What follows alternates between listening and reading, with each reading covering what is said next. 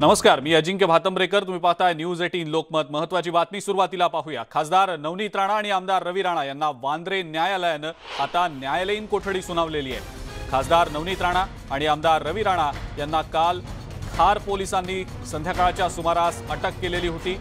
या दोघांच्याही विरोधात सामाजिक तेढ निर्माण केल्याच्या आरोपाखाली कलम 153 अंतर्गत गुन्हा दाखल केल्यानंतर खार पोलिसांनी त्यांना शनिवारी संध्याकाळी अटक केली आहे. त्यानंतर त्यांना कोर्टात हजर केलं गेलं. कोर्टानं दोन्ही बाजूंचा युक्तिवाद ऐकल्यानंतर न्यायालयीन कोठडी सुनावण्याचा निर्णय घेतलाय. सुस्मिता भदाणे पाटील आपल्या प्रतिनिधी आपल्या सोबत आहेत सध्या. सुस्मिता, राणा दाम्पत्याच्या जामीन अर्जावर आता 29 एप्रिलला सुनावणी होणार आहे. 14 दिवसांची न्यायालयीन कोठडी आता त्यांना दिली गेलेली आहे. काय सध्या अपडेट्स त्या संदर्भातल्या? आता जी माहिती समोर आलेली आहे त्यानुसार 14 दिवसाची न्यायालयीन कोठडी दोन्ही राणा दाम्पत्य यांना देण्यात आलेली आहे आणि या दोघांची रवानगी आता कारागृहामध्ये होणार आहे. नवनीत राणा यांना भायखळा जेलमध्ये महिलांसाठीचं जेल आहे तिथं पाठवण्यात येणार आहे, तर रवी राणा यांना सुरुवातीला आर्थर रोडमध्ये पाठवण्यात येणार होतं, परंतु आता ते तळोजा जेलमध्ये त्यांना हलवण्यात येणार. आता सध्या आपण भायखळा जेलमध्ये आहोत आणि कोर्टाच्या एकूणच निर्णयानंतर सांताक्रूज पोलीस स्टेशनमध्ये नवनीत राणा आणि रवी राणा यांना नेण्यात आलेला आहे. आता त्यांचा जे काही सुस्मिता, या संदर्भातली अपडेट तुमच्याकडनं आपण जाणून घेऊच या. मात्र तत्पूर्वी एक ब्रेकिंग न्यूज आपल्यापर्यंत येते. ती बातमी आता आधी आपण पाहूया. मुख्यमंत्री उद्धव ठाकरे आज होणाऱ्या लता मंगेशकर पुरस्कार सोहळ्याला गैरहजर राहण्याची शक्यता आहे. पंतप्रधान नरेंद्र मोदी यांना आज संध्याकाळी लता मंगेशकर पुरस्कारानं सन्मानित करण्यात येणार आहे. या पुरस्कार सोहळ्याला मुख्यमंत्री उद्धव ठाकरे अनुपस्थित राहतील अशी शक्यता वरिष्ठ सूत्रांकडून मिळतेय. आताची ही अतिशय महत्त्वाची मोठी घडामोड आपण पाहतो आहोत. मुख्यमंत्री पुरस्कार सोहळ्याला गैरहजर राहण्याची शक्यता आहे. उदय जाधव आपले प्रतिनिधी आपल्या सोबत आहेत सध्या. उदय, काय नेमकी माहिती? वरिष्ठ सूत्रांनी आपल्याला जी माहिती दिली आहे त्यानुसार मुख्यमंत्री उद्धव ठाकरे ही आज षण्मुखानंद सभागृहामध्ये पंतप्रधान नरेंद्र मोदी यांना लता मंगेशकर पुरस्काराने सन्मानित करण्यात येणार आहेत. या सोहळ्यासाठी अनुपस्थित राहण्याची शक्यता जी आहे ती व्यक्त करण्यात आलेली आहे. वरिष्ठ सूत्रांकडून ही माहिती मिळते आहे. गेले 2 दिवस मुंबईमध्ये ज्या प्रकारे शिवसैनिक रस्त्यावरती उतरून संघर्ष करतात, भाजप विरुद्ध शिवसेना हा संघर्ष आपल्याला पाहायला मिळतोय. त्यामुळे साहजिकच शिवसैनिकांच्या भावना दुखावल्या जाऊ नये. शिवसैनिकांनी ज्या प्रकारे रस्त्यावरती उतरून जीवाची बाजी लावून एक प्रकारे मातोश्रीचं संरक्षण केलेलं आहे, त्याचबरोबर ठाकरे कुटुंबियाचं संरक्षण केलेलं आहे. त्यामुळे शिवसैनिकांचा सन्मान आणि मान राखण्यासाठी मुख्यमंत्री उद्धव ठाकरे हे स्वतः शिवसेना पक्ष प्रमुख देखील आहेत. त्यामुळे शिवसैनिकांचं मन दुखावेल असं कोणतंही कृत्य त्यांच्याकडून होऊ नये या दृष्टिकोनातून शिवसेनेचा हा निर्णय असण्याची शक्यता आहे. त्यामुळे मुख्यमंत्री उद्धव ठाकरे हे आज पंतप्रधान नरेंद्र मोदी यांना सन्मानित होणाऱ्या सोहळ्यामध्ये अनुपस्थित राहणार असल्याची माहिती मिळते आहे. राजशिष्टाचारानुसार तिथे जाणं बंधनकारक देखील नसल्याचं देखील समजतं आहे, कारण हा सोहळा मंगेशकर कुटुंबियांचा खासगी सोहळा आहे. हा सोहळा शासकीय सोहळा नसल्याचं देखील नमूद करण्यात आलेलं आहे. बिलकुल बिलकुल उदय, धन्यवाद. सविस्तर माहिती आपण दिली त्याबद्दल. मुख्यमंत्री पुरस्कार सोहळ्याला गैरहजर राहणार असल्याचं समजतं आहे आणि आता या सगळ्या घडामोडी ज्या घडतायत, राणा दाम्पत्याला आता न्यायालयीन कोठडी सुनावली गेली आहे. किरीट सोमय्या, मोहित भारतीय यांच्या गाडीवर हल्ला झालेला आहे. या सगळ्या संदर्भात बोलण्यासाठी आपल्या सोबत सध्या विधान परिषदेचे विरोधी पक्षनेते प्रवीण दरेकर आहेत. प्रवीणजी, आपलं स्वागत न्यूज 18 लोकमतमध्ये. सर्वात आधी पहिला प्रश्न तो म्हणजे राणा दाम्पत्यावर गुन्हे जे दाखल झालेले आहेत, जी कलम लावली गेलेली आहेत त्यांच्यावर, अटक तर त्यांना काल संध्याकाळीच झालेली होती. राजकीय हेतून हे सगळं घडत असल्याचं बोललं जात आहे. मात्र राजद्रोहाचा गुन्हा देखील त्यामध्ये लावला गेलेला आहे. प्रवीणजी, या सगळ्या संदर्भात सुरुवातीला काय वाटतं? नाही, मला वाटतं सरकार कशा पद्धतीनं दंडेलशाही करते याचं पुन्हा एकदा मूर्तिमंत उदाहरण राणा दाम्पत्यावर त्या ठिकाणी राजद्रोहाचा गुन्हा दाखल करून या सरकारनं दाखवून दिलेलं आहे. म्हणजे सरकार त्या ठिकाणी एवढं द्वेषानं आणि त्या ठिकाणी सूड भावनेनं पछाडलेलं आहे की खरं म्हणजे राणा दाम्पत्याने भूमिका शांततेची घेतल्यानंतर पोलिसांनी खरं म्हणजे गुन्हा दाखल करण्याची आवश्यकता नव्हती, त्यांना अटक करण्याची आवश्यकता नव्हती. तथापि त्यांना त्या ठिकाणी अटक करण्यात आली. इथपर्यंत मी समजू शकतो की पोलिसांना वाटत असेल ते मुख्यमंत्र्यांच्या निवासस्थानावर त्या ठिकाणी चाल करून जाणार असतील वगैरे. नंतर खरं म्हणजे त्या ठिकाणी किरीट सोमय्या येत असताना 100-150 कार्यकर्त्यांचा जमाव त्या ठिकाणी उपस्थित राहण्याची काहीच आवश्यकता नव्हती. याचा अर्थ किरीट सोमय्या येणार आणि किरीट सोमय्यावर हल्ला करायचा अशा प्रकारचा नियोजनबद्ध कार्यक्रम त्या ठिकाणी ठरलेला होता. आणि मग अशा वेळेला खरं म्हणजे किरीट सोमय्यांवर हल्ला करणाऱ्यांवर गुन्हा दाखल करायला पाहिजे होता. मोहित कंबोजवर हल्ला करणाऱ्यांवर गुन्हा दाखल करायला पाहिजे होता. परत उलट त्या ठिकाणी किरीट सोमय्यांच्या ड्रायव्हरवरच गुन्हा दाखल केला. आणि आता त्या ठिकाणी राणा दाम्पत्याच्या अटकेतनं समाधान होत नाही, गाड्यांवर दगडफेक केल्यानं समाधान होत नाही. म्हणून मुख्यमंत्र्यांना बोलल्याबद्दल, मुख्यमंत्र्यांना त्यांनी काय बोलले, वाईट बोलले असतील तर त्या ठिकाणी त्याचं समर्थन करायचं काहीच कारण नाही. परंतु आपण बघाल की अशा प्रकारची वक्तव्य संजय राऊत साहेबांची गेल्या अलीकडच्या काळातली काढा. थेट पंतप्रधानांच्या बाबतीत त्यांनी त्या ठिकाणी वक्तव्य केलेलं आहे. नाना पटोलेने तर त्या ठिकाणी मारण्याची पंतप्रधानांना भाषा केलेली आहे. मग मला वाटतं कायदा समान असताना या ठिकाणी आता हे पोलीस संजय राऊत साहेब असेल, नाना पटोले असतील किंवा पंतप्रधानांवर बोलणाऱ्यांवर सुद्धा राजद्रोहाचा गुन्हा दाखल करणार आहात का, अशा प्रकारचा माझा साधा सरळ प्रश्न त्या ठिकाणी आहे. मला वाटतं इतक्या तिरस्कारानं भरलेलं, द्वेषानं भरलेलं सरकार आतापर्यंत महाराष्ट्राने कधीच पाहिलेलं नाही. एक तर कायदा हातात घ्यायचा. खरं म्हणजे ज्या पक्षाचं सरकार महाराष्ट्रात आहे, ज्या पक्षाचे पक्षप्रमुख या राज्याचे प्रमुख आहेत, त्याच्यामुळे कायदा सुव्यवस्था मोठ्या प्रमाणावर सांभाळण्याची जबाबदारी खरं म्हणजे पालकत्वाच्या भूमिकेने घ्यायला पाहिजे. परंतु आमचं सरकार आहे, आम्ही त्या ठिकाणी काही करू शकतो, आम्ही त्या ठिकाणी झुंडशाही करू शकतो. आणि आमच्या विरोधात कोण बोलाल, आमच्या मुख्यमंत्र्यांच्या विरोधात कोण बोलाल तर आम्ही तुम्हाला त्या ठिकाणी प्रसाद देऊ शकतो, अशा प्रकारची भाषा गेले 2-4 दिवस त्या ठिकाणी आणि कृती होताना दिसते. मला वाटतं महाराष्ट्राच्या राजकीय आणि सांस्कृतिक परंपरेला काळीमा लावणारे अशा घटना गेल्या 2-4 दिवसात घडताना महाराष्ट्र एक प्रश्न विचारतो. या सगळ्या घटना घडतायत आणि आता आरोप देखील होतोय की राजकीय हेतून या सगळ्या घटना घडतायत, यामध्ये जाणीवपूर्वक मुद्दामून काही गोष्टी केल्या जात आहेत. सोबतच म्हणतायत पोलिसांवर दबाव देखील आहे, पोलिसांना दबावाच्या मुळे या सगळ्या गोष्टी कराव्या लागतायत. या सगळ्याविषयी काय वाटतं? खरंच जाणून बुजून होतंय, राजकीय हेतून सूडबुद्धीनं होतंय? 100% त्या ठिकाणी जाणीवपूर्वक होतंय.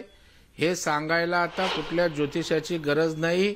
रोज प्रसार माध्यम ज्या पद्धतीनं कारवाया दाखवतायत, लाईव्ह त्या ठिकाणी टेलिकास्ट करतायत, यावरून महाराष्ट्रातील जनतेला त्या ठिकाणी कळून चुकतंय. आता मला सांगा, जाणीवपूर्वक नाही तर काय म्हणायचं? राणा दाम्पत्याने घरात घुसून चालिसा लावणं, बोलणं हे त्या ठिकाणी हा त्यांचा भाग होता. चालिसा करायला महाराष्ट्रात कोणी करू शकतो, फक्त घरात जाऊन त्या ठिकाणी अशा प्रकारची आव्हानात्मक भाषा, त्याचं काही आम्ही समर्थन करत नाही. तथापि हे केल्यामुळे त्या ठिकाणी आपण त्यांच्या घरावर जमाव चालून जायचं असं काही योग्य नाही. जर आपल्या घरावर त्या ठिकाणी चालून येत आहेत म्हणून आपण संरक्षण करणार असू, अडवणार असू, तर त्यांच्या घरावरही जाणं कितपत संयुक्तिक आहे हाही प्रश्न त्या ठिकाणी आहे. आणि मग या ठिकाणी राणा दाम्पत्याला अशा पद्धतीच्या राजद्रोहाच्या गुन्ह्याची काय आवश्यकता आहे? कुठला राजद्रोह त्यांनी त्या ठिकाणी केला? परंतु या सरकारने ठरवलंय, कारण या सरकारचे अनेक मंत्री त्या ठिकाणी तुरुंगात गेले, अनेक त्या ठिकाणी रडारवर आहेत. आणि मग अशा वेळेला आमच्या लोकांवर कारवाई होते आणि मग आता त्या ठिकाणी भारतीय जनता पार्टी किंवा भारतीय जनता पार्टीशी संबंधित लोक आपल्याला टार्गेट केली पाहिजे. यांना त्या कारणाने त्यांना गुन्हे दाखल आपण म्हणताय की हे करून मुद्दामून होतंय, जाणीवपूर्वक होतंय आणि हे दिसतंय सरळ सरळ की ते तसंच आहे. बरं, आणखीन एक प्रश्न या अनुषंगाने विचारायचा आहे प्रवीणजी आपल्याला, तो म्हणजे देवेंद्र फडणवीस यांनी म्हटलंय की राष्ट्रपती राजवट लागावी ही सामान्य जनांची मागणी आहे. तशी मागणी आता भाजप लावून धरणार का? त्या दृष्टीने पावलं उचलणार का? आणि याचाच पुढचा आणखीन एक महत्त्वाचा प्रश्न, तो म्हणजे लता मंगेशकर पुरस्कार सोहळ्याला पंतप्रधान मोदी हजर राहणार आहेत, त्यांना तो पुरस्कार जाहीर झालाय, पण मुख्यमंत्री कदाचित या पुरस्कार सोहळ्याला अनुपस्थित राहण्याची शक्यता आहे. दरी वाढत चालली असा अर्थ काढायचा? एक लक्षात घ्या, खरं म्हणजे राष्ट्रपती राजवट लागू करावी अशा प्रकारची मागणी भारतीय जनता पार्टी पक्ष म्हणून केलेलीच नाही. परंतु काही प्रसारमाध्यमात आणि काही वर्तमानपत्रात त्या ठिकाणी विरोधी पक्ष नेते प्रवीण दरेकरांनी मागणी केली, आशिष शेलारांनी नाही सांगितलं, अशा प्रकारचं कन्फ्युजिंग चित्र उभं करण्याचा प्रयत्न होतोय. आम्ही असं म्हणालो, मी असेल, त्या ठिकाणी आमचे केंद्रीय मंत्री असतील किंवा आमचे प्रमुख नेते असतील चंद्रकांत दादा, की राष्ट्रपती राजवट लागण्यास सदृश्य परिस्थिती अराजकतेची आज महाराष्ट्रामध्ये निर्माण झाली. आणि मग काय करायचं याच्यासाठी राज्यपाल असतात, एक सिस्टीम असते, संविधानानं काही चौकट राष्ट्रपती राजवटीची घालून घेतलेली आहे, त्यामध्ये त्या ठिकाणी जे व्हायचं ते होईल. आम्ही पक्ष म्हणून त्या ठिकाणी राष्ट्रपती राजवटीचा बडगा उगारावा असं कुठेही त्या ठिकाणी अधिकृतपणे बोललेलो नाही, कारण आमचा लोकशाहीवर विश्वास आहे आणि त्याच्यामुळे ठोकशाहीनं त्या ठिकाणी कारवाया करणं हे आम्हाला त्या ठिकाणी अभिप्रेत नाही. त्यामुळे तशा प्रकारची कारवाईची मागणी नाही. परंतु एक गोष्ट त्या ठिकाणी 100% सत्य आहे की तशा प्रकारची परिस्थिती महाराष्ट्रात विशेषतः मुंबईत त्या ठिकाणी आहे. आणि आता लता मंगेशकर मॅडम ताईंच्या कार्यक्रमाला त्या ठिकाणी मुख्यमंत्री जाणार आहेत नाही जाणार आहेत मला माहित नाही, तो शेवटी त्यांचा व्यक्तिगत भाग आहे. परंतु हा शासकीय कार्यक्रम नसला तरी लता दिदी ह्या प्रचंड मोठं व्यक्तिमत्व देशाचं आहे आणि त्यामुळे त्यांना शासकीय इतमामात सुद्धा त्यांच्यावरचे विधी केले आणि त्याच्यामुळे लता मंगेशकरांच्या कुटुंबियाचा कार्यक्रम ॲज गुड याच शासनाचाच कार्यक्रम या ठिकाणी आहे. आणि जर शासनाचा नसला तरी देशाचे पंतप्रधान नाही, पण प्रवीणजी, शासनाचा कार्यक्रम जरी नसला तरी पंतप्रधानांची भेट होण्याची एक चांगली संधी होती मुख्यमंत्र्यांकडे, त्यामुळे कदाचित ही संधी साधता आली असती, भेट झाली असती. त्यामुळे असा प्रश्न विचारावासा वाटतो की दरी खरंच वाढत चालली आहे का? नाही, आता त्यांच्या मनात काय मला माहित नाही. पंतप्रधान या देशाचे फार मोठे नेते आहेत, मला वाटत नाही ते असे दरी आणि या गोष्टींवर त्यांना विचार करायला वेळ असेल. कारण आज देशाचा संपूर्ण कारभार करत असताना संपूर्ण देश नीटपणे त्या ठिकाणी विकासाकडे नेत असताना अनेक विषय अनेक प्रश्न आहेत आणि त्यामुळे राजकीय विषयात ते पक्षाचे अध्यक्ष असतील, अमितभाई असतील, महाराष्ट्रात देवेंद्रजी त्या ठिकाणी बघत असतील. आणि त्याच्यामुळे मला वाटतं मोदी आंतरराष्ट्रीय स्तरावर देशाच्या कामात वेगळे आहेत आणि त्याच्यामुळे ते पक्षीय दर्या मतभेद यामध्ये लक्ष टाकण्यापेक्षा त्यांचं लक्ष त्या ठिकाणी देशाला पुढे नेण्यासाठी आहे. आणि मला वाटतं दरी असेल तर तेच त्या बाबतीत वक्तव्य करू शकतात, सांगू शकतात. परंतु एक खरं आहे, ज्या प्रकार महाराष्ट्रात सुरू आहेत राजकीय, काँग्रेस बरोबर हातमिळवणी करून सरकारमध्ये गेल्यापासून दरी वाढली आणि ती दिवसेंदिवस वाढतच जाते, ही वस्तुस्थिती कोणालाही नाकारता येणार नाही. बिलकुल बिलकुल. प्रवीणजी, खूप खूप धन्यवाद. आपण न्यूज 18 लोकमतशी बोललात आणि या सगळ्या महत्त्वाच्या मुद्द्यांवर भाष्य केलं, त्याबद्दल.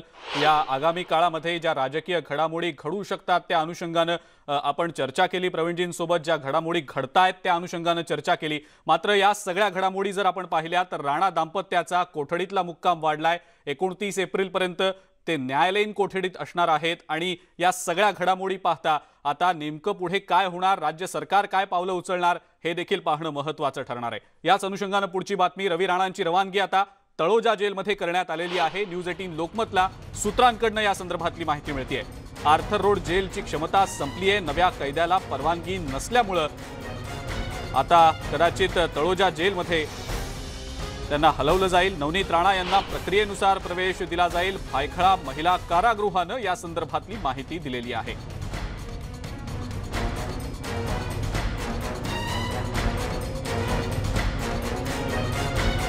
अधिक माहिती या संदर्भातली जाणून घेऊया आपण. अजित मांढरे आपले प्रतिनिधी आपल्या सोबत आहेत सध्या. अजित, काय नेमकी माहिती या संदर्भात? अजिंक्य, मुंबईत ज्यावेळी एखाद्या गुन्हेगाराला किंवा आरोपीला न्यायालयीन कोठडी होते त्यानंतर त्यांना जेलमध्ये पाठवणे एक प्रक्रिया असते, कारण का जोपर्यंत त्यांना जामीन मिळत नाही तोपर्यंत त्यांना जेलमध्ये राहावं लागतं. आता राणा दाम्पत्य जे आहेत त्यांच्या बाबतीमध्ये हेच घडलेलं आहे. ज्यावेळी त्यांना न्यायालयाने न्यायालयीन कोठडी सुनावली यानंतर त्यांना जामिनाकरता त्यांनी सुरुवातीला अर्ज केला होता, पण या कोर्टाला अधिकार नाही असं सांगून कोर्टाने नाकारला होता.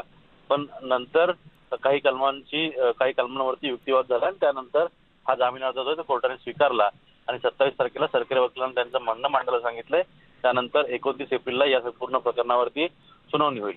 दरम्यान आर्थर रोड जेल इथे रवी राणा यांना नेण्यात येईल असं सांगितलं जात होतं. पण आर्थरोड जेल जी आहे त्या आर्थरोड जेलची कैद्यांची क्षमता 804 आहे. पण सध्या या जेलमध्ये जवळपास 3600 पेक्षा जास्त कैदी आहेत.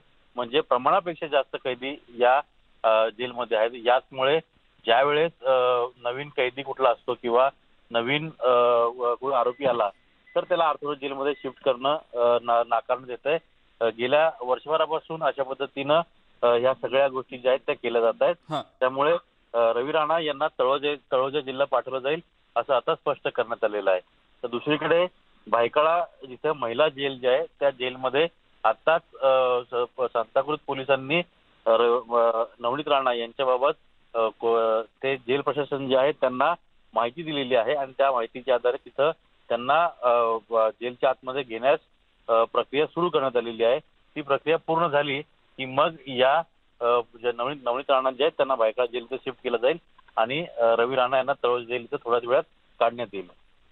बिलकुल अजित, धन्यवाद. सविस्तर माहिती आपण दिलीत त्याबद्दल आणि या संदर्भातल्या अपडेट्स वेळोवेळेला तुमच्याकडनं आपण जाणून घेऊच या.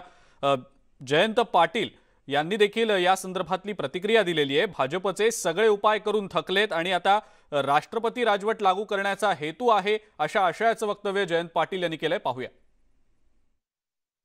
आता काहीच करता येत नाही म्हणून भारतीय जनता पक्ष आपल्याच आमदारांना खासदारांना अशा प्रक्षोभक गोष्टी करायचा प्रयत्न करायला लावते आणि स्वतःच म्हणते की अराजकता माजली आहे.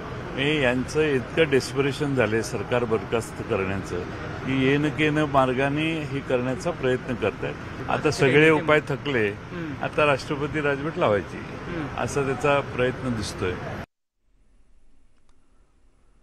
राज्यामधली शांतता बिघडवण्याचे भाजपकडनं प्रयत्न सुरू असून ते सहन केलं जाणार नाही असा इशारा माजी मुख्यमंत्री पृथ्वीराज चव्हाण यांनी दिलेला आहे. परंतु राष्ट्रपती राजवट लावताना काही नियम आहेत, घटनात्मक तरतुदी आहेत. एखाद्या राज्यामध्ये कायद्याप्रमाणे राज्य होऊ शकत नाही दाखवून द्यावं लागतं. ते राज्यपाल ते दाखवतात. हे राज्यपाल काही लिहितील हे मला मान्य आहे, परंतु नंतर संसद असते. संसदेच्या दोन्ही सभागृहांनी त्याला मान्यता द्यावी लागते. त्यामुळे ते काही फार कायदेशीरदृष्ट्या सोपं नाही आहे. पण मला वाटतं त्यांना राष्ट्रपती राजवटीपेक्षा एक राज्यामध्ये दंगली घडून आणण्याच्या हिंसक वातावरण तयार करायचं, द्वेष वाढवायचा आहे आणि हा 2024च्या पूर्वीचा कार्यक्रम राबवायचा त्यांचं चाललेलं आहे. देशात धार्मिक तेढ निर्माण झाली पाहिजे, द्वेषाचं वातावरण निर्माण झालं पाहिजे, भावाभावामध्ये मारामाऱ्या भांडणं झाली पाहिजेत. हे पद्धतशीरपणे कार्यक्रम चालू. तर तिकडे अमरावतीमध्ये राणा दाम्पत्याच्या निवासस्थानी युवा स्वाभिमान पक्षातर्फे होम हवन करण्यात आलेला आहे. काल अमरावतीत नवनीत राणा यांच्या निवासस्थानी शिवसैनिकांनी आंदोलन केलं.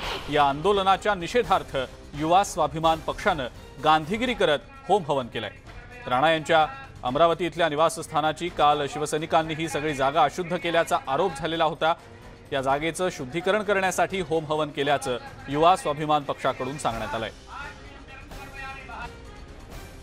अधिक माहिती या संदर्भातली जाणून घेऊया. संजय शेंडे आपले प्रतिनिधी आपल्या सोबत आहेत सध्या. संजय, शिवसैनिकांनी ही सगळी जागा अशुद्ध केल्याचा आरोप युवा स्वाभिमान पक्षाच्या कार्यकर्त्यांनी करत आज त्या ठिकाणी होम हवन केल्याचा प्रकार घडलाय. सविस्तर याबद्दल काय सांगाल? हो, निश्चितच आपल्याला माहिती आहे की सध्या हनुमान चालीसा पठणावरून राज्यात एक मोठा वाद निर्माण झालेला आहे. जिकडे राणा दाम्पत्य हे मातोश्रीवर जाऊन हनुमान चालीसा पठण करणार यावर ठाम होते आणि शिवसैनिकांनी त्या ठिकाणी त्यांना मज्जाव केला होता. मोठ्या प्रमाणात राणा यांच्या खार येथील घरासमोर पोलिसांचा बंदोबस्त होता, सोबतच शिवसैनिकांचा देखील बंदोबस्त होता. त्या बंदोबस्तामुळे तिथे राणा दाम्पत्य हे मातोश्रीवर हनुमान चालीसा म्हणायला जाऊ शकले नाही. मात्र हीच परिस्थिती अमरावतीमध्ये होती. अमरावतीमधल्या शिवसैनिकांनी सुद्धा राणा दाम्पत्यांना इशारा दिला होता की तुमची मुंबईला जाण्याच्या आधी तुम्ही अमरावतीच्या पोलीस स्टेशनवर पाय ठेवून दाखवा, अमरावतीच्या रेल्वे स्थानकावर पाय ठेवून दाखवा, तुम्हाला आम्ही मातोश्रीवर जाऊ देणार नाही, अशी भूमिका घेतली होती. आणि नंतर जिथं मुंबईत जेव्हा वातावरण तापलेलं होतं त्याच वेळेस अमरावती येथील राणा दाम्पत्य यांच्या घरावर सुद्धा मोठ्या प्रमाणात शिवसैनिकांनी आंदोलन केलं आणि काही शिवसैनिकांनी एक दगड सुद्धा त्यांच्या घरात फेकल्याची माहिती आहे. यावरून तिथले ते युवा स्वाभिमानचे कार्यकर्ते जे होते ते काही कार्यकर्ते मुंबईला होते, काही कार्यकर्ते मुंबईवरून परत येत होते. अशा पद्धतीने राणा दाम्पत्य घरी नसताना, त्यांचे कार्यकर्ते अमरावतीत नसताना शिवसैनिकांनी हा प्रकार करणं हे निश्चितच बाळासाहेब ठाकरे यांच्या स्मृतीला कुठेतरी छेद देणार आहे असा आरोप करत आज युवा स्वाभिमानच्या कार्यकर्त्यांनी या गंगा सावित्री या निवासस्थानी होम हवन केलं आणि ज्या ठिकाणी शिवसैनिक उभे होते तो रस्ता जो गोमूत्र शिंपडून साफ केला, शुद्ध केला. बिलकुल संजय, धन्यवाद. सविस्तर माहिती आपण दिलीत त्याबद्दल. एका ब्रेकसाठी आपण थांबूया. बघत रहा दुपारच्या बातम्या.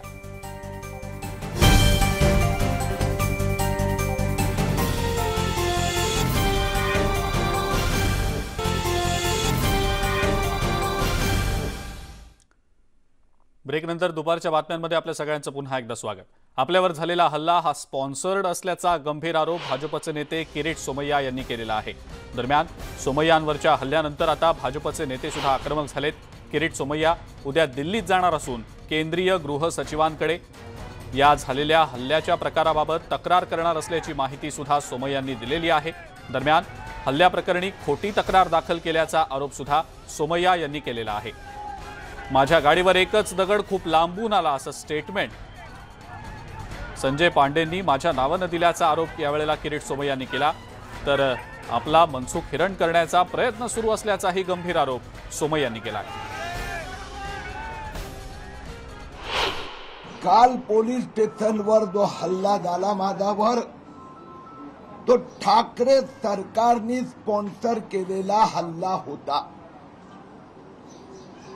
मी पोहोचण्याआधीच मी संध्याकाळी कळवलं होतं पोलीस स्टेशनला मी रात्री 9:30ला येणार आणि म्हणून मी पोहोचण्यापूर्वीच 70-80 शिवसैनिकांनी खार पोलीस स्टेशननी व्यवस्था केली होती.